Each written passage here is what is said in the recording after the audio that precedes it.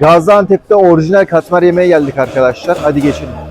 Tak tak tak tak kapıda kim var? Şu anda kutuplardayım. Tak tak kapıda kim var? Bulutlardayım. Gaziantep'teki katmerin farkı normal katmerlere göre daha büyük olması. O yüzden zaten biz 3 kişiye bir porsiyon yeterli oluyor genel olarak. Katmer geldi. Çek. Bu ilk geldiğinde burada taze yapıldığı için aşırı sıcak oluyor.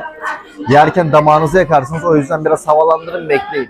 Hemen yemeyeceğiz. Kıtırlığı falan çok iyi ya. Böyle bir şey yok. İçinde tahmin edemeyeceğiniz kadar Antep fıstığı var. Bayağı bol ya. Ben bu kadar beklemiyordum. İstanbul'da mesela katmer yemiyormuşuz biz.